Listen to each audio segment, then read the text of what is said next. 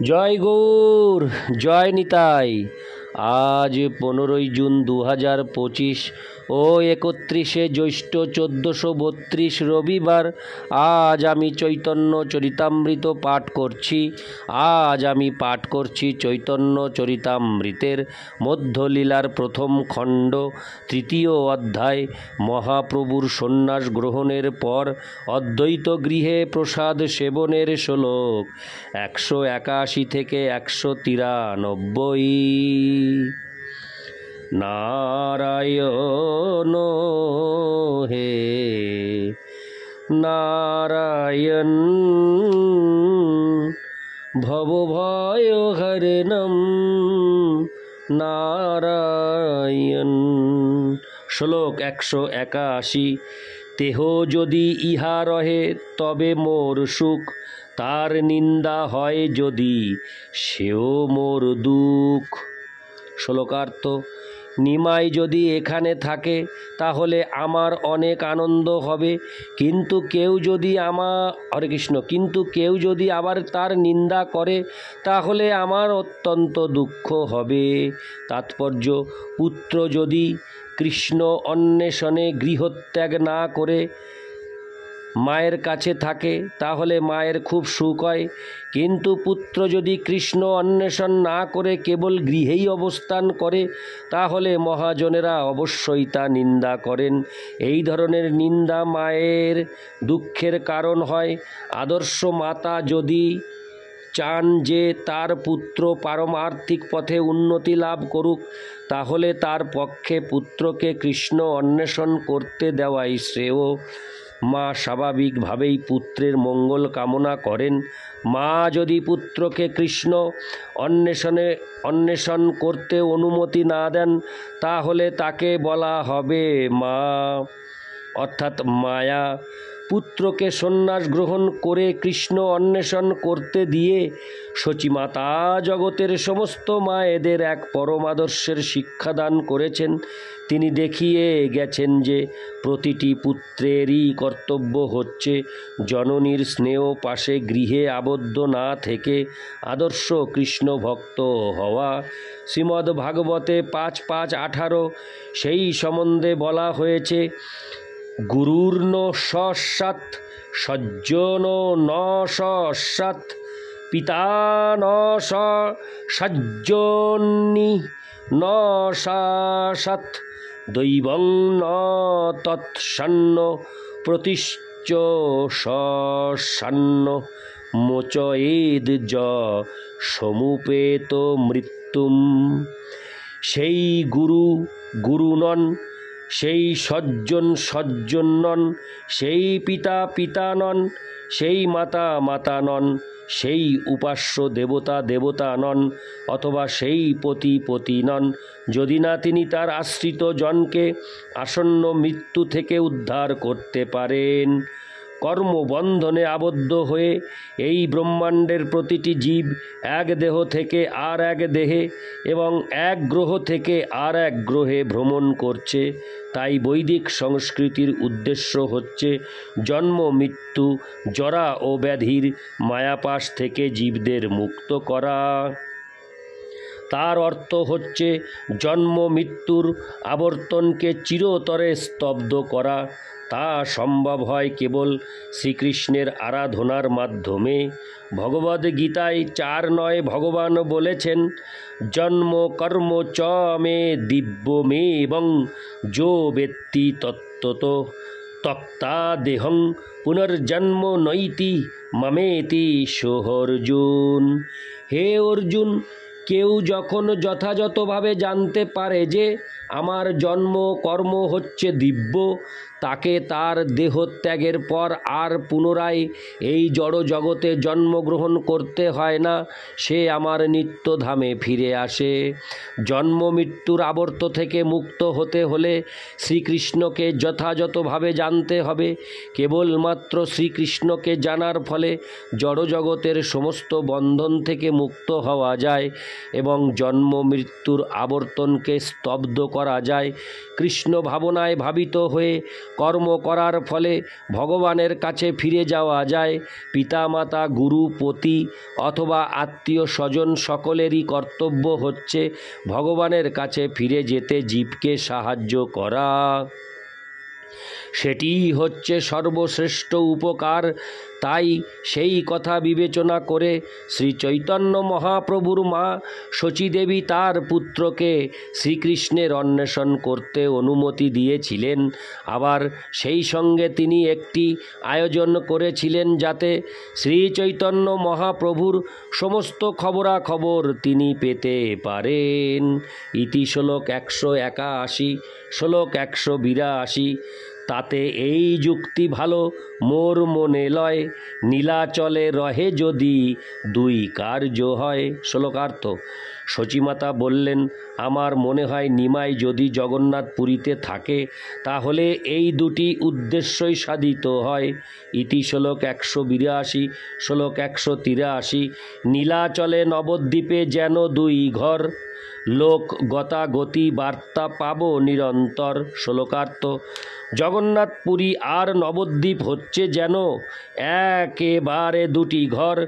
সব সময় কেউ না কেউ নবদ্বীপ থেকে নীলাচলে যাচ্ছে এবং হরে কৃষ্ণ, নীলাচল থেকে কেউ না কেউ নবদ্বীপে আসছে। তার ফলে আমি সব সময় তার খবরাখবর পাব। ইতি শ্লোক 183, 184। তুমি সব করিতে পারো গমনাগমন, গঙ্গা স্নানে কবু হবে তার আগমন। শ্লোকার্থ। তোমরা সকলেই সেখানে যাতায়াত করতে পারো এবং সেও কখনো কখনো গঙ্গা স্নান করার জন্য আসতে পারে। ইতি শ্লোক 184, শ্লোক 185। আপনার দুঃখ সুখ তাহা নাহি গণি, তার যেই সুখ তাহা নিজ সুখ মানি। শ্লোকার্থ। আমি আমার নিজের সুখ দুঃখের কথা ভাবি না, তার সুখই আমার সুখ। ইতি শ্লোক 185, শ্লোক 186। শুনি ভক্তগণ তারে করিল স্তবন, বেদ আজ্ঞা জইছে মাতা তোমারও বচন। শ্লোকার্থ। শচীমাতার এই কথা শুনে সমস্ত ভক্তরা তার স্তুতি করলেন এবং তাকে আশ্বাস দিলেন যে বৈদিক আদেশের মতোই তার এই আদেশ পালন করা হবে। ইতি শ্লোক 186, শ্লোক 187। ভক্তগণ প্রভু আগে আসিয়া কহিল, শুনিয়া প্রভুর মনে আনন্দ হইল। শ্লোকার্থ।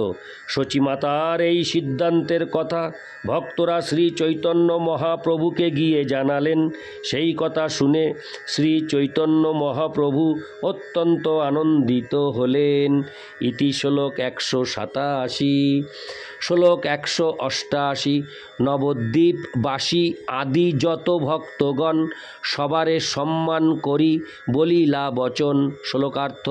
নবদ্বীপ এবং অন্যান্য স্থানের সমস্ত ভক্তদের সম্মান প্রদর্শন করে শ্রী চৈতন্য মহাপ্রভু বললেন। ইতি শ্লোক 188, শ্লোক 189। তুমি সব লোক মোর পরম বান্ধব, এই ভিক্ষা মাগো মোরে দেহ তুমি সব। শ্লোকার্থ। তোমরা সকলে আমার পরম বন্ধু, তোমার কাছে আমি একটি ভিক্ষা চাই, তোমরা দয়া। হরে কৃষ্ণ। আমি শ্লোকার্থটা প্রথম থেকে আরেকবার পাঠ করছি। তোমরা সকলে আমার পরম বন্ধু, তোমাদের কাছে আমি একটি ভিক্ষা চাই, তোমরা দয়া করে তা আমাকে দাও। ইতি শ্লোক 189, শ্লোক 190। ঘরে জাঙ্গা। হরে কৃষ্ণ। ঘরে জাঙ্গা করো সদা কৃষ্ণ সংকীর্তন, কৃষ্ণ নাম কৃষ্ণ কথা কৃষ্ণ আরাধন। শ্লোকার্থ। তোমরা সকলে ঘরে ফিরে গিয়ে সমবেতভাবে শ্রীকৃষ্ণের দিব্য নাম কীর্তন করো, সর্বক্ষণ কৃষ্ণ কথা আলোচনা করো এবং শ্রীকৃষ্ণের আরাধনা করো। তাৎপর্য। শ্রী চৈতন্য মহাপ্রভুর হরে কৃষ্ণ আন্দোলন মহাপ্রভু নিজেই অত্যন্ত প্রামাণিকভাবে বিশ্লেষণ করেছেন এমন নয় যে সকলকে শ্রী চৈতন্য মহাপ্রভুর মতো সন্ন্যাস গ্রহণ করতে হবে। মহাপ্রভু এখানে যেভাবে নির্দেশ দিয়েছেন সেই নির্দেশ অনুসারে সকলেই গৃহে থেকে কৃষ্ণ ভক্তির পন্থা অবলম্বন করতে পারেন। সকলেই সমবেতভাবে শ্রীকৃষ্ণের দিব্য নাম সমন্বিত হরে কৃষ্ণ মহামন্ত্র কীর্তন করতে পারেন। যে কেউ ভগবদ গীতা ও শ্রীমদ্ ভাগবতের বিষয়বস্তু আলোচনা করতে পারেন এবং গৃহে শ্রী শ্রী রাধা কৃষ্ণ অথবা শ্রী শ্রী গৌর নিতাইয়ের বিগ্রহ প্রতিষ্ঠা করে সাবধানে তাদের আরাধনা করতে পারেন। এমন নয় যে সারা পৃথিবী জুড়ে কেবল আমাদের মন্দির প্রতিষ্ঠা করতে হবে। কেউ যদি কৃষ্ণ ভক্তির পন্থা অবলম্বন করতে চান তাহলে তিনি তার গৃহেও ভগবানের শ্রী বিগ্রহ প্রতিষ্ঠা করতে পারেন এবং হরে কৃষ্ণ মহামন্ত্র কীর্তন করে এবং ভগবদ গীতা ও শ্রীমদ্ ভাগবতের বাণী আলোচনা করে নিয়মিতভাবে ভগবানের পূজা হরে কৃষ্ণ পুজো করতে পারেন। আমরা মানুষকে সেই শিক্ষাই দিচ্ছি। কেউ যদি মনে করেন যে মন্দিরের কঠোর বিধি নিষেধগুলি পালন করে আশ্রমবাসী হওয়ার জন্য এখনও তিনি প্রস্তুত হননি, বিশেষ করে স্ত্রী পুত্র পরিবৃত গৃহস্থেরা, তারা গৃহে ভগবানের শ্রীবিগ্রহ প্রতিষ্ঠা করে সকাল সন্ধ্যায় ভগবানের আরাধনা করতে পারেন এবং ভগবানের সামনে হরে কৃষ্ণ মহামন্ত্র কীর্তন করে এবং ভগবদ গীতা ও শ্রীমদ্ ভাগবতের বাণী আলোচনা করে ভগবানের প্রীতি সম্পাদন করতে পারেন। সকলের পক্ষে গৃহে থেকেও তা করা সম্ভব এবং সেখানে সমবেত ভক্তদের শ্রী চৈতন্য মহাপ্রভু সেই অনুরোধ করেছিলেন। ইতি শ্লোক 190। শ্লোক 191।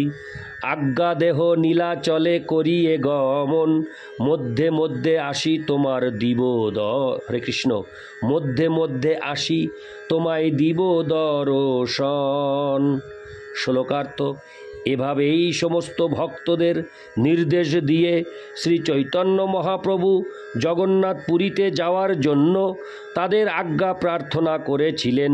তিনি তাদের আশ্বাস দিয়েছিলেন যে মাঝে মাঝে তিনি সেখানে আসবেন এবং তাদের দর্শন দান করবেন। ইতি শ্লোক 191। শ্লোক 192। এত বলি সবাকারে ঈষদ হাসিঙ্গা, বিদায় করিল প্রভু সম্মান করিঙ্গা। শ্লোকার্থ: এভাবেই সমস্ত ভক্তদের সম্মান প্রদর্শন করে শ্রী চৈতন্য মহাপ্রভু ঈষৎ হেসে তাদের বিদায় দিলেন। ইতি শ্লোক 192। শ্লোক 193। সবা বিদায় দিয়া প্রভু চলিতে কইল মন, হরিদাস কান্দি কহে করুণ বচন। শ্লোকার্থ: সমস্ত ভক্তদের বিদায় দিয়ে শ্রী চৈতন্য মহাপ্রভু জগন্নাথ পুরীতে যেতে মনস্থ করলেন। তখন হরিদাস ঠাকুর অত্যন্ত করুণভাবে ক্রন্দন করতে করতে তাকে বললেন। ইতি শ্লোক 193। নারায়ণ হে নারায়ণ, ভবভয় হরিণম নারায়ণ। জয় গৌর, জয় নিতাই।